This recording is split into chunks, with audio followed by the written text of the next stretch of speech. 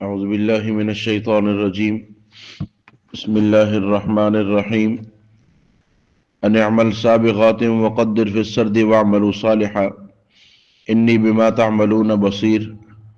ان اعمل سابغات، آپ تیار کیجئے زرے، وقدر فی السرد، اور اندازہ ٹھہرائیے اس میں کڑیوں کا، واعملوا صالحا، اور نیک اعمال کیجئے، انی بما تعملون بصیر، بے شک جو تم اعمال کرتے ہو وہ اس کو دیکھنے والا ہے۔ ان اعمل سابغات وقدر فی السرد واعملوا صالحا انی بما تعملون بصیر۔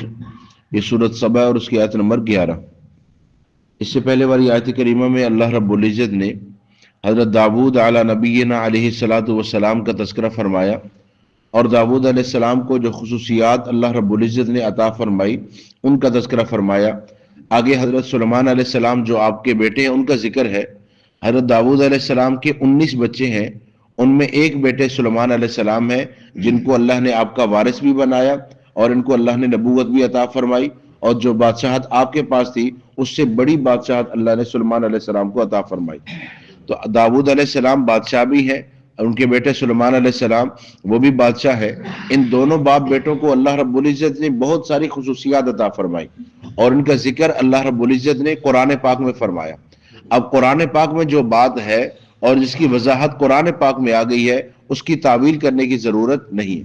اب ذرا سمجھیے گا، چونکہ کل فضائل بیان ہو چکے ہیں، ان آیات کے حوالے سے جو بات ہونا تھی وہ کل ہو چکی ہے۔ آج ہم نے کچھ چیزوں کو سمجھنا ہے۔ وَلَقَدْ آتِينَا دَاوُودَ مِنَّا فَضْلًا، یہ منا ذہن میں رکھیے گا کہ ہم نے داؤد علیہ السلام کو فضیلت دی۔ یہ کون فرما رہے؟ اللہ کی ذات، اللہ رب العزت فرما رہے میں نے فضیلت دی۔ جو کچھ داؤد علیہ السلام کو ملا وہ میرے عطا کرنے سے ملا۔ اب جو بندہ ان چیزوں پر اعتراض کرے گا حقیقت میں وہ اللہ کی قدرت پر اعتراض کر رہا ہے، اسے اللہ کی ذات پر اعتراض ہے، داؤد علیہ السلام پر یا قرآن پر یا ہمارے کہنے پر نہیں۔ جو بات اللہ فرما رہے منا فضلہ، ہم نے دیا۔ اب دیکھیں نا، جب واقعہ معراج بیان کیا جاتا ہے کہ نبی پاک صلی اللہ علیہ وآلہ وسلم مسجد حرام میں تھے، وہاں سے آپ کو اٹھایا گیا، پھر آپ کا شق صدر ہوا، پھر اس کے بعد سواری پر سوار ہوئے، پھر آپ مسجد اقصی پہنچے، وہاں سے آسمانوں پر، پھر 7 آسمانوں پر، پھر سدرۃ المنتہا، پھر اللہ کا عرش، پھر اللہ سے ملاقات، پھر 9 دفعہ آنا جانا، پھر 3 تحائف، اور پھر آپ کی واپسی، اور لیلاً، رات کے کچھ حصے میں یہ سارا سفر ہوا۔ اب جن لوگوں نے اس کا انکار کرنا تھا انہوں نے کہا یہ روحانی معراج ہے۔ یہ کیا ہے؟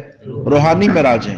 اللہ نے آپ کو یہ سفر روحانی کروایا ہے، یعنی جسم مبارک آپ کا مکہ میں تھا، روحانی اعتبار سے آپ نے یہ سارا سفر کیا۔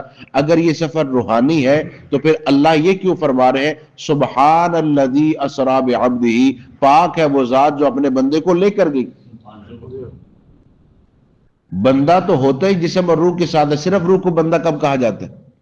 اب تب بنتا ہے جب بندہ بھی ہو اس کے اندر روح بھی ہو۔ ٹھیک ہے؟ اب دیکھیں نا، یہ انسان ہے، اور جیسے روح نکل جاتی ہے تو یہ کیا ہے؟ یہ میت ہے۔ اب یہ انسان کیوں نہیں ہے؟ ہے تو انسان ہی، وہی ہاتھ پاؤں ہے، وہی سر ناک ہے، وہی سب کچھ ہے، اب یہ میت کیوں ہو گیا؟ روح نکل گئی۔ تو صرف روحانی ہوتا تو پھر عبد کا لفظ نہ آتا۔ اور پھر اعتراض یہ ہے کہ جی جا کیسے سکتے ہیں، اوپر قرآن ناریہ ہے، آکسیجن ختم ہو جاتی ہے، یہ ہوتا ہے وہ ہوتا ہے۔ ہم کب کہتے ہیں کہ آپ گئے ہیں، اور آپ نے کب کہا کہ میں گیا ہوں؟ اللہ فرما رہا ہے میں لے کے گیا ہوں۔ تو دیکھنا یہ ہے کہ لے جانے والی ذات کون سی ہے۔ جب اللہ فرما رہا ہے کہ میں لے کے گیا ہوں، اب اعتراض کس کو ہے؟ اللہ کی قدرت پر تو اعتراض نہیں۔ پھر بڑا پیارا جواب دیا سید عطا اللہ شاہ بخاری رحمۃ اللہ علیہ نے کہ لوگ کہتے ہیں کس راستے سے گئے اور کس راستے سے واپس آئے۔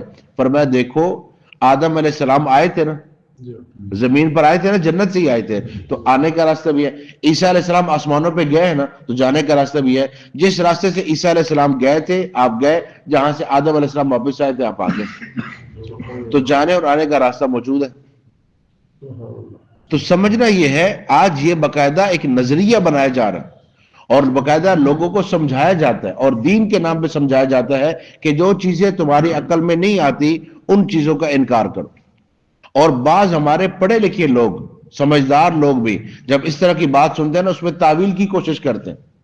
جیسے واقعہ معراج کو اللہ نے بیان کیا تو اس میں تعویل کی کوشش، چونکہ چنانچہ ایسے اور اس طریقے اور ایسے بھی، تو بھائی کیا ضرورت ہے آپ کو یہ کرنے کی؟ قرآن پاک نے 2 لفظ بیان کیے، آپ کو وہ 2 ٹوک کہنا ہے. معراج ہوا ہے، روح اور جسم سمیت ہوا ہے، اور یہ اللہ کی ذات نے کروایا ہے، باقی اس کی قدرت ہے، جیسے وہ مرضی کروائے. اس میں پھر اعتراض، اس میں آگے پیچھے ہونے کی ضرورت نہیں. معجزات کا انکار مستقل فتنہ ہے، قرآن پاک کی آیات کا انکار، اور اس معنی میں. اور پھر سمجھیے گا کہ معجزہ ہوتا ہی وہ ہے جو عام طور پہ نہ ہو سکتا ہو، لوگ اس سے عاجز ہو، خرق عادت چیز، خلاف عادت چیز، لوگوں کی عقل سے محال چیز، اسی کو تو معجزہ کہتے. اور کسی ایک آدھ نبی نے، کئی انبیاء کے معجزات اللہ نے قرآن میں بیان کی. موسیٰ علیہ السلام کے معجزات قرآن میں بیان نہیں ہوئے. آپ اپنا عصا رکھتے ہیں، وہ اژدہا بن جاتا ہے. لکڑی ہے آپ کے ہاتھ میں، اور پھر یہ کہ اللہ نے باقاعدہ پوچھا یہ آپ کے ہاتھ میں کیا ہے. اللہ نے پوچھا یہ کیا ہے آپ کے ہاتھ میں؟ یہ عصا، یہ لاٹھی ہے. اتوکا علیہا واشو بہا علی غنمی ولی فیہا مآرب اخری، میں سے پتے جھاڑتا ہوں، میں سے بکریاں چراتا ہوں، میرے سے اور بھی بہت سارے کام ہیں. باقاعدہ اللہ نے پوچھا ما تلک بیمینک یا موسیٰ، موسیٰ آپ کے ہاتھ میں کیا ہے؟ موسیٰ علیہ السلام نے دیکھا ہے، وہ لکڑی ہے، وہ درخت سے کٹی ہوئی ایک ٹہنی ہے، اور پھر اس سے وہ کام بتا رہے ہیں. پھر فرمایا القیٰ، اس کو ڈالے. جب ڈالا فَإِذَا هِيَ حَيَّةٌ تَسْعَىٰ، اب وہ بھاگ رہا تھا، سانپ ہے. تو موسیٰ علیہ السلام جو کچھ ہوا یہ اللہ کی طرف سے ہے. اور قرآن پاک میں اللہ نے واضح فرمایا کہ انبیاء معجزات نہیں دکھاتے جب تک کہ اللہ کا حکم نہ آ جائے. اللہ کا حکم آتا ہے تو معجزہ ہوتا ہے. کفار مکہ نے بہت ساری چیزوں کا مطالبہ کیا. اب ہمارے سامنے سیڑھی لگائے اور آسمان میں چڑھے، اب ہمارے سامنے وہاں سے ایک کتاب لے کر آئے، آپ کے لیے باغات ہو جائیں، چشمے ہو جائیں، آپ حکم دیں یہ پہاڑ پیچھے ہٹ جائیں، ان کے اندر چشمے جاری ہو جائیں. یہ سب کچھ مکہ والوں نے کہا، اللہ نے نہیں دکھایا. لیکن جب اللہ نے دکھانا تھا تو چاند 2 ٹکڑے ہو گئے. اب دیکھیں نا، پہاڑ ہٹانا یہ آسان ہے، یہ چاند کو 2 ٹکڑے کرنا. لیکن اللہ کے لیے تو ہر چیز ممکن ہے، اس کے ارادے کا نام وجود ہے. تو یہ باقاعدہ نوجوانوں کو سمجھایا جاتا ہے، بتایا جاتا ہے، ایک ایک معجزہ سامنے رکھ کے اس کا انکار کیا جاتا ہے. اور چونکہ ہم اپنے بچوں سے پوچھ نہیں رہے، سوال جواب نہیں کر رہے، اب وہ بچہ اسی نظریے کو لے کر آگے چلتا ہے. اور ایسے ایسے نظریات سامنے آتے ہیں کہ بڑے اچھے خاصے دینداروں کے بچے ایمان سے بھی ہاتھ دھوئے بیٹھے. اب یہ جملہ ایک مسلمان کا بچہ بول رہا ہے کہ جی ہندو ہم سے بہتر ہے، کم از کم اپنے خدا کو سامنے تو رکھتے ہیں.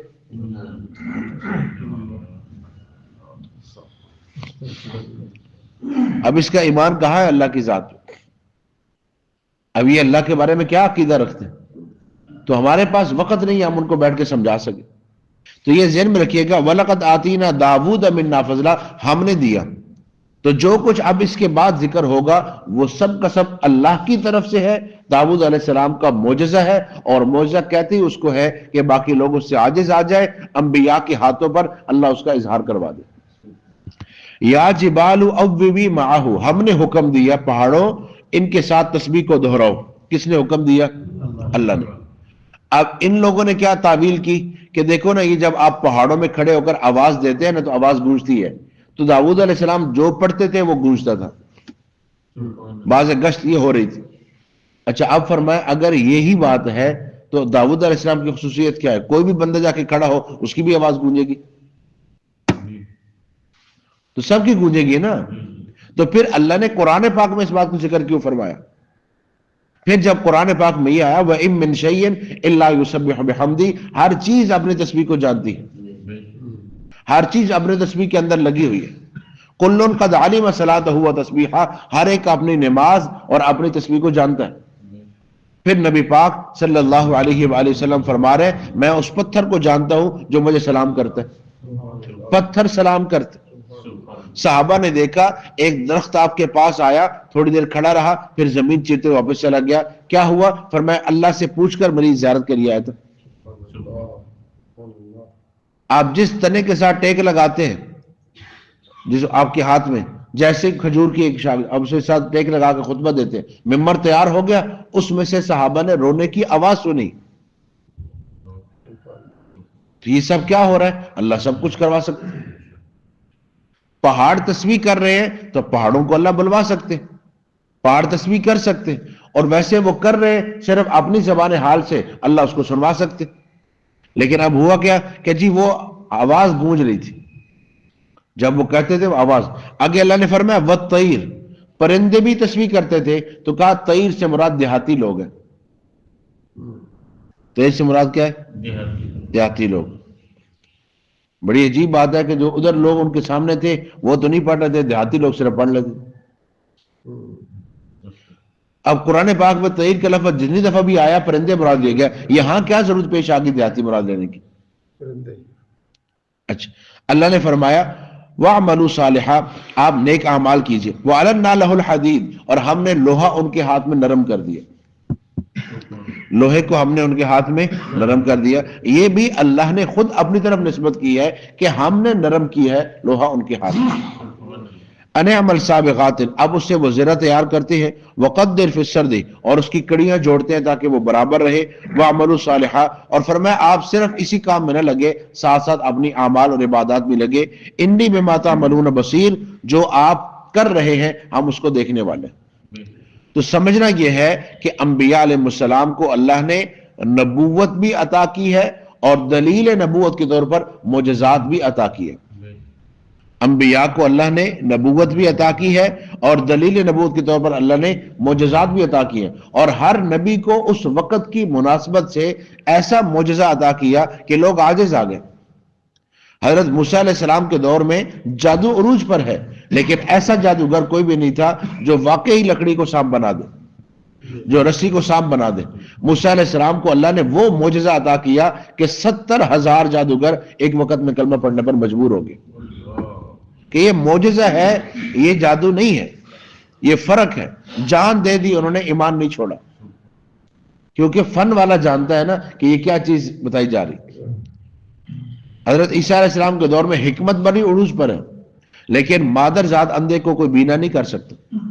عیسیٰ علیہ السلام ہاتھ پھیرتے اللہ بینا کر دیتے، کوڑ والے کے جسم پہ ہاتھ پھیرتے اللہ شفا دے دیتے۔ اب عیسیٰ علیہ السلام کو اللہ نے وہ معجزہ عطا فرمایا کہ سارے لوگ عاجز آ گئے۔ عرب کو اپنی فصاحت و بلاغت پہ بڑا ناز تھا، ہم بڑے فصیح و بلیغ ہیں۔ اللہ نے اپنے نبی کو ایسا معجزہ قرآن پاک عطا فرمایا کہ وہ سب کے سب عاجز آ گئے قرآن پاک کا مقابلہ کرنے سے، اور انہوں نے بول کر کہا کہ یہ انسان کا کلام نہیں ہو سکتا۔ تو اللہ نے انبیاء کو معجزات عطا فرمائے ہیں، اور یہ ذہن میں رکھیے گا معجزہ فعل اللہ کا ہوتا ہے، اظہار اس کا نبی کے ہاتھ پر ہوتا ہے۔ معجزہ کس کا فعل ہے؟ اللہ کا فعل ہے۔ جب اللہ چاہیں گے، جہاں اللہ چاہیں گے، جیسے اللہ چاہیں گے دکھائیں گے، اظہار اس کا نبی کے ہاتھ پہ ہوتا ہے، اور اللہ نے قرآن پاک میں نسبت کر کے دکھائی، جیسے یہاں بھی آیا ہم نے فضیلت دی، ہم نے لوہا نرم کیا، ہم نے ان کو یہ سکھایا، یہ سب کچھ اللہ اپنی طرف نسبت کر۔ نبی پاک صلی اللہ علیہ وسلم نے ایک مٹھی جو ہے نا، ایک مٹھی مٹی لے کر کفار کی طرف پھینکی، 1000 کافر ہے، 1000، اور آپ پھینک رہے ہیں، اور ہر ایک کی آنکھوں میں وہ مٹی پہنچی۔ اللہ فرما رہا ہے وَمَا رَمَيْتَ إِذْ رَمَيْتَ وَلَكِنَّ اللَّهَ رَمَى، میرے نبی وہ جو آپ نے پھینکا تھا، جب آپ نے پھینکا، وہ آپ نے نہیں، وہ ہم نے پھینکا تھا۔ نسبت اللہ نے اپنی طرف کی۔ فَلَمْ تَقْتُلُوهُمْ وَلَكِنَّ اللَّهَ قَتَلَهُمْ، آپ نے نہیں مارا، ہم نے ان کو مارا ہے۔ نسبت اللہ نے کس کی طرف کی؟ اپنی طرف کی۔ معجزہ فعل کس کا ہوتا ہے؟ اللہ کا۔ اظہار کس کے ہاتھ میں ہوتا ہے؟ نبی کے ہاتھ میں۔ ایسی کرامت فعل اللہ کا ہے، اظہار اللہ ولی کے ہاتھ میں کر دیتے۔ اور قرآن پاک میں اللہ نے اولیاء اللہ کی کرامات بیان کی۔ حضرت مریم سلام اللہ علیہ نبیہ نہیں ہے، ولیہ ہے، بند کمرے میں ہے، بیٹھی ہے، بے موسمہ پھل ہے، اس وقت وہ پھل فلسطین میں کہیں نہیں ہے۔ زکریا علیہ السلام آئے، دروازہ کھولا، آگے ان کے سامنے پھل پڑے، دروازہ بند، روشندان بند، چھند محفوظ، ہر ایک چیز اپنی جگہ پر ہے، پھر اندر پھل کیسے پہنچے؟ دیکھیں نا، فرشتے گزر جاتے ہیں، جنات ہوا کی طرح گزر جاتے ہیں، پھل کو تو جسم ہے نا، تو یہ تو سمجھے۔ اب وہ پھل اندر پہنچا ہے تو دروازہ ٹوٹنا چاہیے، تالا ٹوٹنا چاہیے، دروازہ کھلنا چاہیے، روشندان ہونا چاہیے، کچھ تو ہو، اندر پھل پہنچے۔ یا مریم انا لکی ھذا، مریم کہاں سے آئے؟ قالت ہوا من عند اللہ، یہ اللہ نے عطا کی۔ سلیمان علیہ السلام ان کے پاس بیٹھے، ان کے صحابی ہیں، کہا کہ یہ تخت بلقیس لے کے آنا ہے۔ قال عفریت من الجن ان آتک بہ قبل ان تقوم من مقامک، آپ کے اٹھنے سے پہلے لے آؤں گا۔ قال الذي عنده علم من الكتاب انا آتيك به قبل ان يرتد اليك طرفك فلما رآه مستقرا عنده، آنکھ جھپکنے کی بقدر تخت یہاں پہ پڑا ہوگا، اور جب دیکھا تو تخت پڑا ہوا تھا۔ اب 7 دروازے بند، پھر محل، اس محل کے اندر پڑا ہوا تخت اللہ نے یہاں پہنچا دیا، اسے کہتے ہیں کرامت۔ اچھا، اب ایک بات ذہن میں رہ جاتی ہے، اس کو ذرا سمجھیے گا کہ کہتے جی آج کرامت کیوں نہیں سامنے آتی، آج معجزہ کیوں نہیں سامنے آتی، آج ایسا کیوں نہیں ہوتا؟ تو ہم نے کیا دعویٰ کیا کہ ہم جب چاہیں گے یا ولی جب چاہے گا ہوگا، جب اللہ چاہے گا۔ تو پہلے بات تو سمجھو، اور اللہ کے لیے کیا مشکل ہے کہ اللہ آج کسی کی مدد نہ فرمائے، لیکن اب بھی ایسی کرامات سامنے آتی ہیں، ایسی چیزیں سامنے آتی ہیں۔ 2 ماہ تک ملبے کے نیچے زندہ بچہ باہر، اب یہ کیسے زندہ رہا؟ اور 2 ماہ تک میڈیکل سائنس تو کہہ رہی تھی کہ 9 دن کے بعد بندہ مر جاتا ہے، 7 دن کے بعد سانس بند ہونا شروع ہو جاتی، یہ کیسے 2 ماہ میں زندہ رہا؟ یہ اللہ کی قدرت ہے۔ تو اللہ دکھاتے ہیں ایسے، آج بھی ایسے لوگ ہیں، آج بھی کرامات سامنے آتی ہے، لیکن ہم اسے کوئی اور نام دے دیتے ہیں۔ حقیقت یہ ہے کہ اللہ جب چاہیں گے معجزات کا اظہار، جب چاہیں گے کرامات کا اظہار، یہ فعل اللہ کا ہوتا ہے۔ معجزہ نبی کے ہاتھ پر اور کرامت ولی کے ہاتھ پر ظاہر ہوتی ہے، ہم نے اس پر ایمان لانا ہے۔ باقی یہ ہے کہ کب، یہ اللہ جب چاہیں گے۔ اللہ عمل کی توفیق۔